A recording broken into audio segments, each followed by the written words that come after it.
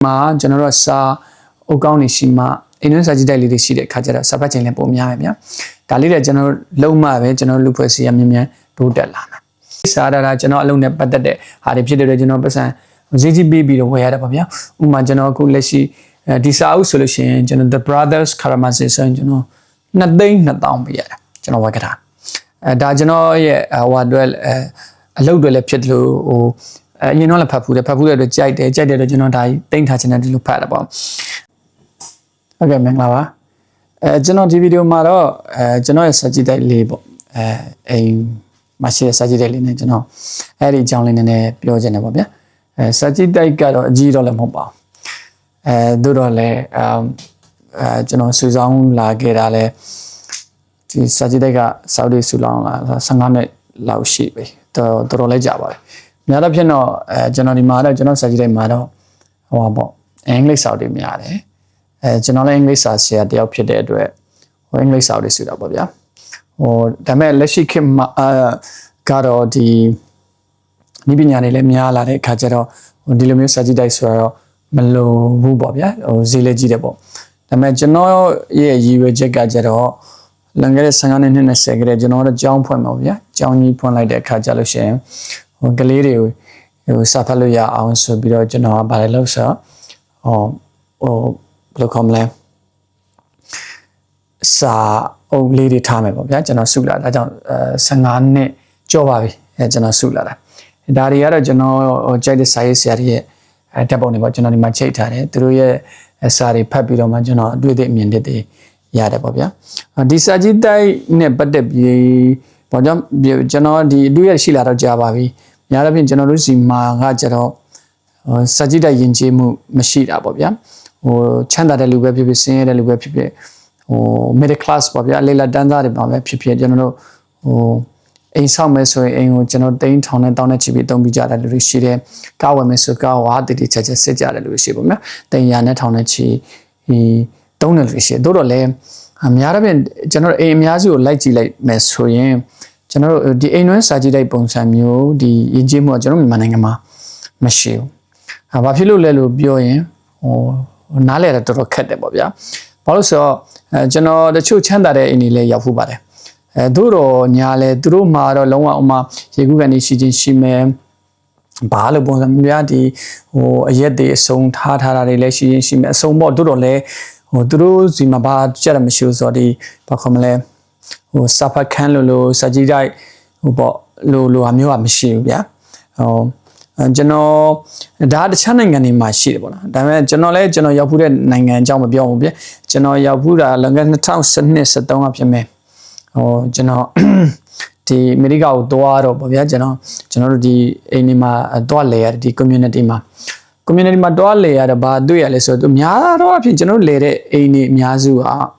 ဘာလုပ်ကြလဲဆိုတော့ဒီသူတို့အိမ်မှာဘာရှိလဲဆိုတော့စာကြည့်တိုက်လေးရှိတယ်စာကြည့်တိုက်ပေါ့ဗျာသူတို့ဖတ်ထားတဲ့စာအုပ်တွေလည်းရှိတယ်ဟိုဒါမှမဟုတ်ရင်လည်းတချို့အိမ်တွေမှာစာကြည့်တိုက်မရှိရင်တောင်မှဘာသူတို့ကဟိုတစ်လတစ်ခါလို့တပတ်တစ်ခါလို့ပေါ့ဗျာကျွန်တော်စာကြည့်တိုက်ကိုတွားတဲ့စာအုပ်တွေငှားတယ်ပြီးစာအုပ်တွေအကြောင်းတွေပြောကြတယ်ပေါ့ကျွန်တော်တဲတဲ့အိမ်မှာဆိုလို့ရှိရင်ဒါဒီအန်တီပေါ့ဗျာဒီအန်တီကဘယ်လောက်ဆိုတော့သူငယ်တုန်းကဖတ်ခဲ့တဲ့ဒီစာအုပ်တွေဘယ်လိုခေါ်မလဲစီထားတာအဲ့ဒါသူကျွန်တော်ဒါဘလူးစာအုပ်တွေလည်းလုပ်နေတယ်သူစာအုပ်တွေပေါ့သူငယ်တုန်းကဖတ်ခဲ့တဲ့စာအုပ်တွေဆိုပြီးတော့သူကိုရုံဝင်ကြွားစာရှင်းပြတယ်ပေါ့ဗျာဒါမျိုးကကျွန်တော်တို့နိုင်ငံယဉ်ကျေးမှုမှာじゃမတွေ့ရတဲ့ပုံစံမျိုးဖြစ်နေဘာဖြစ်လို့လဲဆိုတော့နားလဲရတဲ့ခက်တယ်ဗျာကျွန်တော်တို့ဆိုရင်ဥမာများတယ်တခြားရုံသွားလဲမယ်ဆိုကျွန်တော်ဒီလိုပဲပြောအောင်ဓာတ်ပုံတွေတွေ့ရလိမ့်မယ်ဟိုပကြီးကားတွေတွေ့မှာဗျာကျွန်တော်ဘွဲယူထဲလူတွေရဲ့ဓာတ်ပုံတွေချိန်တာပဲဒါပေတော့ဘွဲရတာဒါငါဘယ်ကိုသွားခဲ့တာဆိုတဲ့ပုံစံမျိုးရှိတယ်ဟိုများတဲ့ဒီလိုမရှိဘူးဗျာကျွန်တော်စာကြည့်တိုက်ခန်းထဲကိုခေါ်တာဒီစာအုပ်ကကျွန်မဘယ်တက်ရွယ်တော့ဖတ်ခဲ့တာကျွန်မဗာတင်ရတယ်ကျွန်တော်ဗာတင်ရတယ်ဆိုတဲ့ပုံစံမျိုးမရှိဘူးဒီယဉ်ကျေးမှုကကျွန်တော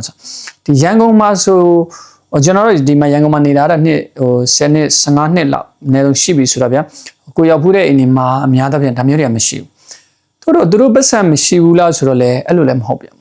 ်ဟိုလူတွေနားလေဘူးပဲခက်တယ်ပဲပြောရမှာလားဗျာလူတွေကဟိုကျွန်တော်မြင်ပေါ့ဗျာဒါလည်းကျွန်တော်ရဲ့ personal အမြင်ပါပဲဟိုကျွန်တော်အိမ်နေစောက်ကြတယ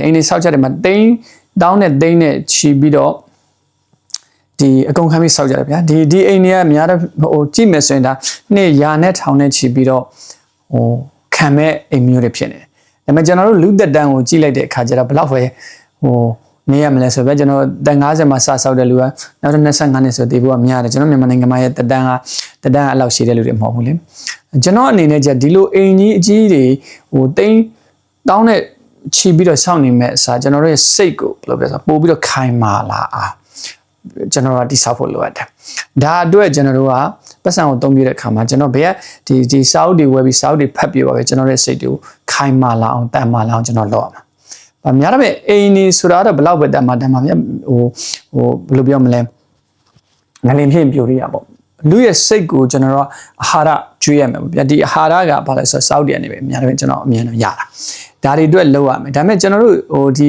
မှာကျတော့ချမ်းသာတဲ့လူအများစုဒါတွေလည်းဟိုမလောက်ကြအောင်ပေါ့ဗျာ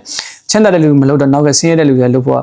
့ပိုဝေးသွားတာပေါ့ဘာလို့များတော့ဖြစ်ကတော့ချမ်းသာတဲ့လူတွေကချွမ်းတစ်ခုစလိုက်တော့မှပဲနောက်ကဟိုကျွန်တော်ဟိုဆင်းရဲတဲ့လူပေါ့ဗျာဒီလူတွေကနောက်ကလိုက်ကြတာဟို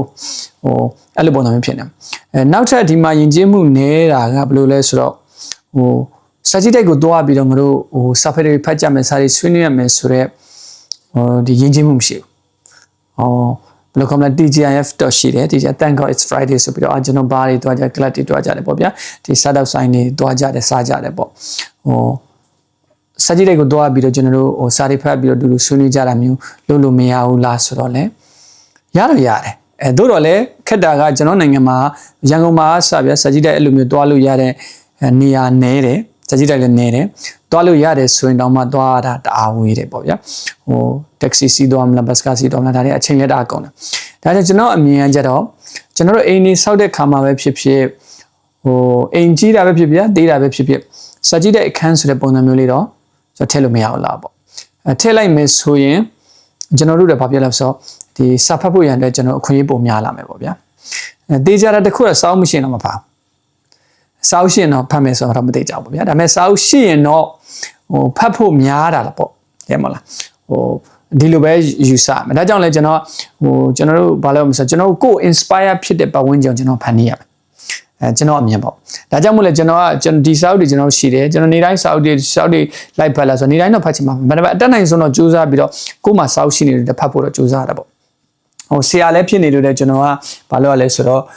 စာအုပ်တွေဖတ်ထားမှကျွန်တော်ကျောင်းသားနေဆွေးနွေးလို့ရမှာအဲ့လိုပဲအဲ့လိုပဲပေါ့ကျွန်တော်တို့ဒါလူတိုင်းလုပ်လို့ရတဲ့အရာတစ်ခုပါဗျာဒီကျွန်တော်တို့စာကြည့်တိုက်သေးလေးအိမ်မှာလုပ်မယ်ဆိုရင်ဘယ်လောက်ကုန်မလဲဆိုတော့10သိန်းလောက်တော့ကုန်မှာပါဗျာမှာစာအုပ်မြန်မာစာအုပ်ပဲဖြစ်ဖြစ်အင်္ဂလိပ်စာအုပ်ပဲဖြစ်မြန်မာစာအုပ်ဆိုအများစုဆိုကျွန်တော်တို့1000ခွဲပေါ့ဒါလောက်တော့ကုန်ပါဗျာဒါလေးတွေနဲ့စလိုက်မယ်ဆိုလို့ရှိရင်ကျွန်တော်တို့ဘာဖြစ်လဲဆိုတော့ကိုအားတဲ့ချိန်မှာလည်းဖတ်လို့ရတယ်ကိုအတွက်ဖတ်ဖို့ရန်အတွက်လည်းပို့ပြီးတော့ဘယ်လိုပြောမလဲအများတန်းကို remind လုပ်ပေးနေတဲ့ပုံစံမျိုးဖြစ်တယ်ဒါများတော့ဖြစ်လူတိုင်းမှာဖုန်းရှိတယ်ဗျလူတိုင်းမှာအသက်အရွယ်မှာ10ကျော်တက်တွေဆိုရင်ဒါများတော့ဖုန်းရှိပြီဒီဖုန်းတွေကို2သိန်း3သိန်း4သိန်းပါဗျာဒီလိုပေးဝယ်နေတဲ့ခင်မှာကျွန်တော်တို့ဒီအိမ်လေးမှာဗျာစာကြည့်တဲ့အသိငယ်လေးတွေစောက်ဖို့လုံးဝမဖြစ်နိုင်ဘူးဆိုတော့ဒါအထိပ္ပယ်မရှိကျွန်တော်ဒါစိတ်ဝင်စားမယ်ဆိုရင်ဘယ်လိုပြောမလဲဘာဖြစ်လို့လူတွေကဒီစာအုပ်ဘက်ကိုစိတ်ဝင်စားလဲတော့ကျွန်တော်လည်းမသိဘူးဒါပေမဲ့ထင်တာတော့ကျွန်တော်တို့ရဲ့အတွေးခေါ်ယူဆအများစုကကျွန်တော်တို့စာအုပ်ကနေပဲလာတာပဲကျွန်တော်မှရှိနေတဲ့အတွေးခေါ်ယူဆအများစုကလည်းဘယ်ပဲလာဆိုစာအုပ်ကပဲလာတာလေကိုယ့်တဲ့ပညာရှိတွေစီကမလာဘူးလားဆိုရင်လာတယ်သို့တော်ညာလဲကျွန်တော်ဥမာထားလိုက်ပါတော့စာအုပ်တို့ဖတ်မယ်ဆိုရင်ဒီစာရေးတဲ့လူပြောတဲ့အကြောင်းအရာကိုနားထောင်တာနဲ့ဆိုင်သူရေးထားတဲ့စာအုပ်ကိုဖတ်လိုက်တာကျွန်တော်တို့ကတော့ဘိုးတင်လို့ပို့လွယ်တယ်ပြပုံမှန်မိတယ်။ဘာဖြစ်လို့လဲဆိုတော့မဆိုစာအုပ်ကိုဖတ်တဲ့အခါကျတော့ကျွန်တော်တို့ကသူ့ idea ကိုဗျာကိုနားလည်နိုင်တဲ့base နဲ့ပေါ့ဗျာနှုံးနဲ့ပဲကျွန်တော်ဘယ်လိုပြောမလဲဖတ်တာ哦။သူ့အကြောင်းသူပြောတာစကားကိုနားထောင်တဲ့အခါကျရင်ကျွန်တော်တို့ကဘာဖြစ်ရလဲဆိုတော့သူပြောတဲ့ speed ကိုလိုက်နေရတာဒါကလည်းလူကမမှတ်မိဘူးဗျာ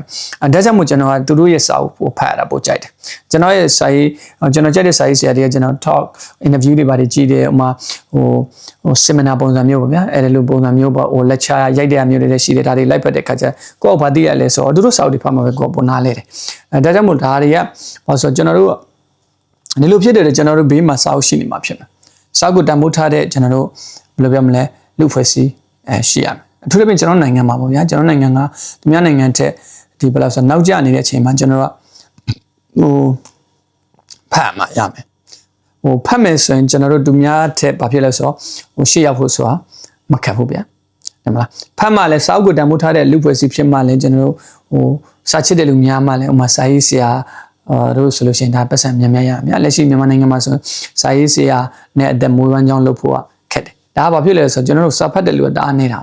စာဖတ်တဲ့လူတအားနေတော့ကျွန်တော်စာအုပ်တုပ်ထုတ်လို့ရှိရင်အုပ်ရည်2000 3000 4000ဒီလောက်ပဲထုတ်ကြတာ9000ပေါ့ဗျာအများဆုံးပေါ့ဒီလောက်နေနဲ့ထုတ်တာကျွန်တော်တို့တွေ့ရတယ်ဒါပေမဲ့ကျွန်တော်နိုင်ငံခြားစာအုပ်တွေထုတ်တဲ့အခါကျတော့1 million တို့2 million တို့ထုတ်ကြအောင်ဒါကဘာဖြစ်လဲဆိုတော့သူတို့ရဲ့စာအုပ်တွေကလည်းကောင်းတယ်ကဘာလည်းကြော်တယ်ပေါ့နော်ဒါစာဖတ်သူတွေလည်းများတယ်ဒီလိုဖြစ်ဒါကျွန်တော်ကတော့စာဖတ်ခြင်းအပြင်ဗာတွေရဆိုကို individual တယောက်ချင်းစီလည်းတိုးတက်နိုင်တယ်လူဖွဲ့စည်းလဲဒါတိုးတက်နိုင်တယ်ဒါအတွက်ကျွန်တော်တို့ကဘာလုပ်ရမလဲဆိုတော့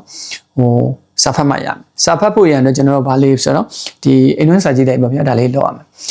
ဒါကျွန်တော် Facebook မှာတော့တွေ့ပါတယ်ပေါ့တယောက်ကိုတယောက်ပါပဲသူကတအားစိတ်ဝင်စားတဲ့လူတွေကိုဘာဆိုတအားကိုစာဖတ်စေချင်တဲ့အတွက်စပိန်လေးထဲမှာသူစပိန်နောက်ဖုန်းထဲမှာသူဘာလုပ်ထားလဲဆိုတော့ဒီစာအုပ်ထည့်ပြီးတော့ပါဗျာသူတော့လှမ်းဖုန်းဆက်လိုက်ရှင်သူကစာအုပ်လေးလာပို့တယ်ဒါဆိုတော်တော်ကောင်းတဲ့ဒါဒါကိုဘယ်လိုပြောမလဲတော်လေးစားလောက်တဲ့လူပဲပေါ့ဗျာဒါမဲ့တကယ်တမ်းကျတော့ကျွန်တော်တို့ကဒီတယောက်တည်းနဲ့လုပ်နေတဲ့အခါကျတော့ဒီစာဖတ်နှုံးကိုမြင့်တင်မှုချက်တော်တော်ခက်တယ်ကိုယ့်အိမ်ဟောနော်ကျွန်တော်တို့ပညာတတ်တဲ့လူတွေဖြစ်လာမယ်အတွေ့အခေါ်တွေပိုကောင်းလာမယ်ဒါမှလည်းပုံမတိုးတက်တဲ့ကျွန်တော်လူဖွဲ့စည်းကိုတည်ဆောက်နိုင်လိမ့်မယ်ဒါကြောင့်မို့ကျွန်တော်ဗီဒီယိုလက်ရှိကြည့်နေတဲ့လူဒီပေါ့နော်ကျွန်တော်တို့ကျွန်တော်ဗီဒီယိုကြည့်ပြီးတော့အိမ်တွင်းစာကြည့်လိုက်လေဗျာတက်နိုင်ဆုံးလုပ်ကြည့်ပေါ့9သိန်းလဲကုန်ကြီးကုန်မယ်10သိန်းလဲကုန်ကြီးမယ်တခါတည်းတန်းပြီးတော့9သိန်း10သိန်းပို့စာဝယ်စရာမလိုဗျာကျွန်တော်တို့ဘာလို့ဆိုတက်အုပ်ချင်းဝက်နှုတ်ချင်းဝက်ဒီလိုလေးစုပြီးတော့ဖတ်ပေါ့ကျွန်တော်ဆိုလို့ရှိရင်ဒါလွန်ခဲ့တဲ့15နဲ့16နှစ်ကတည်းကစုလာတာကြားပြီစုလာတို့တော့လဲကျွန်တော်စာကြည့်တဲ့ခက်သေးလေးပဲရှိနေတယ်စာအုပ်တွေတော့များတယ်ကျွန်တော်ဘာသာရေးစာအုပ်တွေလဲဘာသာရေးဆိုတော့ကျွန်တော်ဘုရားဘာသာနံပါတ်တဲ့စာအုပ်ပေါ့ဗျာပဋ္ဌာန်းစာအုပ်တွေဒါတွေရှိတယ်ဒါတွေကလည်းအကုန်လုံးတော့မဖတ်ရဘူးဒါတွေဖတ်ရမှာလေမြန်မာစာအုပ်လည်းမရှိဘူးလားဆိုမြန်မာစာအုပ်လည်းရှိတယ်ဒါမြန်မာစာအုပ်တွေလည်းခုနပြောတဲ့အရင်ထက်စာရင်စီကြည့်တယ်တို့တော့လည်းဒါကျွန်တော်တို့ကလုတ်ကိုလောဖတ်ကိုဖတ်ရမှာဒါမြန်မာဖြစ်နေတဲ့မြန်မာစာကျွန်တော်တို့ဖတ်ကိုဖတ်ရမယ်အင်္ဂလိပ်စာဒါကျွန်တော်အလုံးနဲ့ပတ်သက်တဲ့ဟာတွေဖြစ်တဲ့ကျွန်တော်ပတ်စံဈေးကြီးပေးပြီးတော့ဝယ်ရတယ်ပေါ့ဗျာဥပမာကျွန်တော်အခုလက်ရှိဒီစာအုပ်ဆိုလို့ရှိရင်ကျွန်တော် The Brothers Karamazov ဆိုရင်ကျွန်တော်2,200,000ပေးရတယ်ကျွန်တော်ဝယ်ကြတာဒါကျွန်တော်ရဲ့ဟိုအတွက်အလုပ်တွေလည်းဖြစ်တယ်လို့အရင်တော့လည်းဖတ်ဖူးတဲ့အတွက်ကြိုက်တယ်တော့ကျွန်တော်ဒါတိမ့်ထားချင်တယ်ဒီလိုဖတ်တာပေါ့ဒါတွေဖတ်ပြီးတော့ဒါတွေကိုမြင်တဲ့အခါကျကိုဖတ်ခဲ့ရတဲ့ဟာတွေဒီစာအုပ်ကြီးတောင်ကျွန်တော်တို့ဘာလို့ဆိုတော့